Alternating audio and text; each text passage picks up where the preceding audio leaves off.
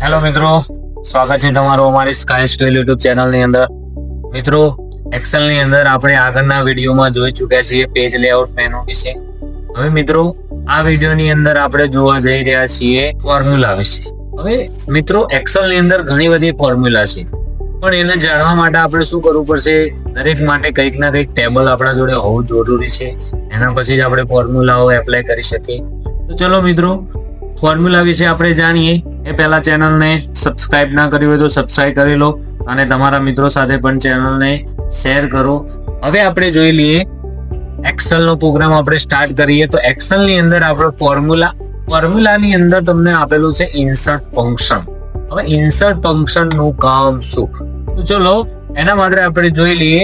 તો હું અહીંયાથી ફોર્મ્યુલા મેનુ ની અંદર ઇન્સર્ટ ફંક્શન ઉપર ક્લિક કરશો એટલે આપણને અહીંયા જે પણ ફોર્મ્યુલા સર્ચ કરવી હોય એ તમે સર્ચ કરી શકો. જેમ કે હું અહીંયાથી સમ લખું અને ગો ઉપર ક્લિક કરું તો સમની બધી જ ફોર્મ્યુલા મને શો કરશે તો કઈ કઈ ફોર્મ્યુલાથી તમે સમ એપ્લાય કરી શકો. બરોબર મિત્રો. એના પછી ઓટો સમ ની અંદર આપણે ફોર્મ્યુલાઓ જોઈ લીધી મિત્રો. હોમ મેનુ ની અંદર આપણે શીખ્યા હતા ઓટો સમ ની અંદર આપણે સમ કરવાનું, સરવાળો કરવાનું, એવરેજ કાઢતો, નંબર કાઉન્ટ કરતો, મેક્સિમમ, મિનિમમ, એના ઓપ્શન આપણે ફોર્મ્યુલા મેનુ ની અંદર પણ આપેલો છે મિત્રો. એના પછી તમને રિસેન્ટ યુઝ નો ઓપ્શન આપેલો છે. રિસેન્ટ યુઝ ની અંદર શું કામ થાય? તો રિસેન્ટ યુઝ ની અંદર આપણે હાલમાં જે ફોર્મ્યુલા યુઝ કરી હોય એ ફોર્મ્યુલા આપણે જોઈ શકીએ કે હાલમાં આપણે લેફ્ટ ની યુઝ કરીએ, સમ ની કરી, એવરેજ કરી, ઇફ કર્યું, હાઇપરલિંક નું યુઝ પણ કર્યો. તો રિસેન્ટ ની અંદર જે ફોર્મ્યુલાનો તમે યુઝ કર્યો હોય એ તમને શો કરશે. એના પછી આપણને મિત્રો આપેલી છે ફાઇનાન્શિયલ ની ફોર્મ્યુલા. હવે આની અંદર મિત્રો ફાઇનાન્શિયલ ની અંદર ઘણી બધી ફોર્મ્યુલા આપેલી છે, તમને લિસ્ટ આપેલું છે, પણ એના માટે પ્રોપર આપણા જોડે ડેટા હોય, આપણા જોડે ટેબલ હોય, એના ઉપરથી આપણે ફાઇનાન્શિયલ ની ફોર્મ્યુલાઓ શીખી શકીએ છીએ. બરોબર મિત્રો. હવે ફાઇનાન્શિયલ ની અંદર હું તમને એક સિમ્પલ ઈએમઆઈ કેલ્ક્યુલેટર કરીને તમને એક ટેબલ બનાવું, એની અંદર તમને ફાઇનાન્શિયલ ની ફોર્મ્યુલા શીખવાડું. તો એના માટે જોતા રહો મારી સાથે. ચલો મિત્રો, તો મેં એક અહીંયા ફોર્મેટ રેડી કર્યું છે જેમાં મેં લખેલું છે loan amount, interest rate, time, EMI, PMT. એક મેં ટેબલ રીક્રિએટ કરેલું છે. આની અંદર ઉદાહરણ આપણે લઈ લઈએ. આપણે કોઈ પણ પ્રકારની લોન લેતા હોઈએ છીએ, જેમ કે તમે પર્સનલ લોન લીધી હોય, વ્હીકલ લોન લીધેલી હોય, તો કોઈ પણ પ્રકારની લોન લીધેલી હોય એની અંદર આપણને ખ્યાલ હોય કે આપણે કેટલા રૂપિયાની લોન લીધેલ છે. જેમ કે આપણે માની લઈએ કે મેં 6,50,000 ની કોઈ લોન લીધેલ છે, તો મેં અહીંયા 6,50,000 લખી દીધા. હવે લખ્યા પછી ચલો મારે આની અંદર અલ્પ વિરામ સેટ કરવું, તો જાતે હું ઇન્સર્ટ નહીં કરાવું, અહીંયાથી અલ્પ વિરામમાં જઈને લઈ લઈશ એટલે અલ્પ વિરામ આવી જશે. એના પછી ઇન્ટરેસ્ટ રેટ, કેટલા ટકા ના દરે લોન, અહીંયા આપણે રેટ ઓફ ઇન્ટરેસ્ટ લખતા હોઈએ છીએ. જેમ કે હું અહીંયા માની લઉં કે 14.5%, શિફ્ટ સાથે હું પર્સન્ટેજ નું ચિહ્ન જાતે જ ઇન્સર્ટ કરાવી દઈશ. ચલો, મેં આટલા ટકા વ્યાજના દરે 6.5 લાખની લોન મેં લીધેલી છે. પણ જો મિત્રો 14.50% અહીંયા મેં એની બાજુમાં લખેલું છે ઈચ યર, મતલબ પર એનમ એટલે કે આ વ્યાજનો દર વાર્ષિક ગણાય. હવે કેટલા ટાઈમ માટે લીધેલી છે? તો હું અહીંયા લઈ લઉં 5 વર્ષ માટે મેં 6 લાખની લોન, 6.5 લાખની લોન, 6,50,000 ની લોન મેં કેટલા ટાઈમ માટે લીધેલી છે? તો 5 વર્ષ માટે, 14.50% ના વ્યાજ. હવે આપણે શોધવું હોય કે આનો વ્યાજનો દર આપેલો છે, ટાઈમ આપેલો છે, લોન અમાઉન્ટ આપેલી છે, તો મહિને આપણે ઈએમઆઈ કેટલું આવશે, મહિને એનો હપ્તો કેટલો આવશે એ શોધવું હોય તો કઈ રીતે શોધી શકીએ?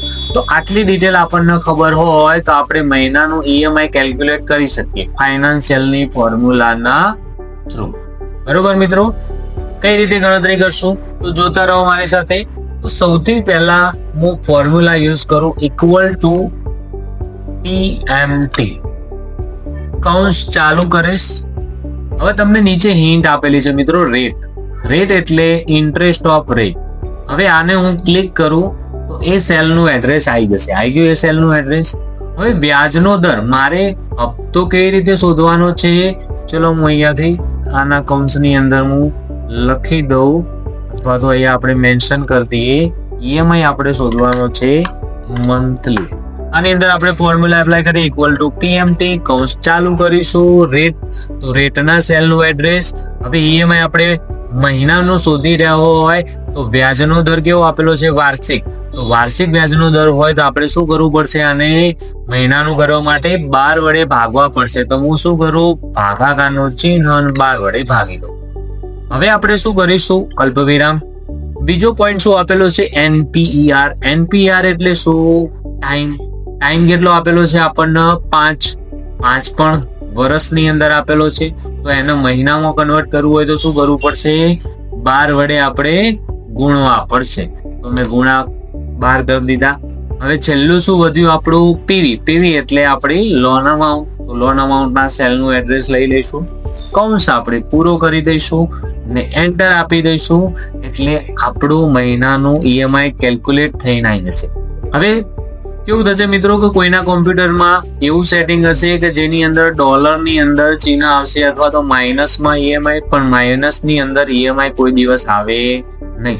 તો એને કઈ રીતે કન્વર્ટ કરશું, તો એના માટે આપણે શું કરીશું, ફોર્મેટ સેલની અંદર જતા રહીશું. હોમ મેનુની અંદર ફોર્મેટ સેલ આપેલું છે, જેની અંદર જો રૂપિયાનું ચિહ્ન ના આવતું હોય તો અહીંયા કરન્સી આપેલું છે. જે ડોલરનું ચિહ્ન હોય તો સિમ્બોલમાં જઈને આપણે રૂપિયાનું, નીચે તમે સ્ક્રોલ ડાઉન કરશો એટલે રૂપિયાનું ચિહ્ન જોવા મળશે. એના ઉપર ક્લિક કરશો એટલે રૂપિયાનું ચિહ્ન. અહીંયા હું બીજા નંબરનો ઓપ્શન સિલેક્ટ કરું, પ્લસ વેલ્યુ, અને ઓકે કરી દઈશ એટલે એની અંદર પ્લસમાં વેલ્યુ આવી જશે. અને રૂપિયાનું ચિહ્ન નહીં હોય તો રૂપિયાનું પણ ડોલરમાંથી આવી જશે. તો આટલી લોન લીધેલી હોય ને આપણે રેટ ઓફ ઇન્ટરેસ્ટ આટલા ટકાવ્યા, જે 5 વર્ષ માટે મહિને આટલાનું ઈએમઆઈ આવે. હવે આ જે 15,293 તમને બતાવે છે એ કઈ રીતે કેલ્ક્યુલેટ કરવા, એ કેવી રીતે આવે છે, તો એના માટે હું અહીંયા તમને બીજી 2 ફોર્મ્યુલા શીખવાડવાનો છું. ઇક્વલ ટુ આઈપીએમટી, કૌંસ ચાલુ કરું.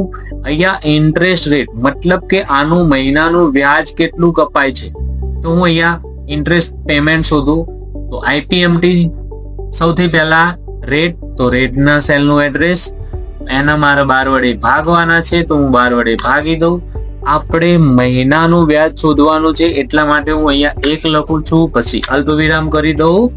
એના પછી આપણે શું કરીશું, જે પાછળ આપણે ફોલો કર્યું એના એ ટાઈમને આપણે શું કરીશું, 12 વડે ગુણી દઈશું, અલ્પવિરામ, અને લાસ્ટ વધ્યું આપણું લોન અમાઉન્ટ, અને કૌંસ પૂરો કરી દઈશું, એન્ટર આપી દઈશું. તો વ્યાજ કેટલું આવી ગયું, 7,854. હવે આના પણ આપણે રૂપિયાનું ચિહ્નમાં લાવી દઈશું અને બીજા નંબરનો ઓપ્શન પસંદ કરી પ્લસ વેલ્યુનો ઓકે કરી દઈશું. નીચે આ તો આટલું વ્યાજ થાય છે. એના સિવાય આપણું જે 15,293 થાય છે કઈ રીતે થાય છે, તો પ્રિન્સિપલ પેમેન્ટ શેડ્યુલ ટેબલ માંથી, મતલબ કે આમાંથી આપણી મૂડી કેટલી ઓછી થાય છે, જેનાથી આપણે ઈએમઆઈ લોન નું જે વ્યાજ અને આમાંથી મૂડી ઓછી થાય એ બંને ભેગા થાય એટલે આપણું મહિનાનું ઈએમઆઈ કેલ્ક્યુલેટ થાય. તો ચલો એ પણ આપણે શોધી દઈએ. ઇક્વલ ટુ પીપીએમટી, કૌંસ ચાલુ કરીશું અને અહીંયા આપણે લઈ લઈશું સૌથી પહેલા રેટના આપણે 12 વડે ભાગી દઈશું. અહીંયા 1 મહિનાનું શોધીએ છીએ એટલા માટે હું અહીંયા વચ્ચે 1 ઇન્સર્ટ કરાવી દઉં છું. પાછું એના એ ટાઈમના આપણે શું કરીશું, 12 વડે ગુણી દઈશું અને છેલ્લું બધું આપણી લોન અમાઉન્ટના સેલનું એડ્રેસ કૌંસ પૂરો કરી દઈશું, એન્ટર આપીશું. આમાં પણ સેમ ટુ સેમ આપણે શું કરી દઈશું, એના પ્લસ સાઇનમાં કન્વર્ટ કરી દઈશું. જો મિત્રો, તો આ જે 15,293 આયા એ કઈ રીતે આયા, હવે આ બંનેનો હું તમને અહીંયા સરવાળો કરીને બતાવી દઉં, જેનાથી તમને ખ્યાલ આવી જાય કે આપણી જે અમાઉન્ટ લાયા એ ઓકે છે. તો ચલો નીચે મિત્રો હું એનો સરવાળો કરી દઉં. અહીંયાથી હું ફોન્ટની સાઇઝ ઇન્ક્રીઝ કરી દઉં. ઇક્વલ ટુ આ સેલનું એડ્રેસ પ્લસ આ સેલનું એડ્રેસ, એન્ટર આપી દઉં. તો 15,293 જે આપણું ઈએમઆઈ હતું એ આવી ગયું છે મિત્રો. ઓકે મિત્રો, તો શું થયું કે 15,293 મહિનાનું ઈએમઆઈ આવે છે, પણ કઈ રીતે આવે છે તો એ પણ તમને શોધતા શીખવાડી દીધું મિત્રો. કે આ જે લોન અમાઉન્ટ આપેલી છે એમાંથી આટલું ઇન્ટરેસ્ટ લાગશે, પ્લસ આ અમાઉન્ટ માંથી આટલા રૂપિયા બાદ થશે. જે બંનેનો સરવાળો કરશું એટલે મહિનાનું ઈએમઆઈ કેલ્ક્યુલેટ થઈને આવી જશે મિત્રો. હવે ધારો કે હું અહીંયા લોન અમાઉન્ટ ચેન્જ કરી દઉં કે 7,85,000 ની આપણે કોઈ લોન ફાઇન કરી છે અને એન્ટર આપી દઉં તો ચલો વ્યાજનો દર પણ આપણે બદલી દઈએ 15.25%. અને અહીંયા ટાઈમ લઈ લઉં હું 6 વર્ષ. તો મહિનાનું ઈએમઆઈ કેટલું આવે છે 7,85,000 નું 15.25% પર એનમ વાર્ષિક દરે તો 16,705.60 મહિને ઈએમઆઈ આવશે.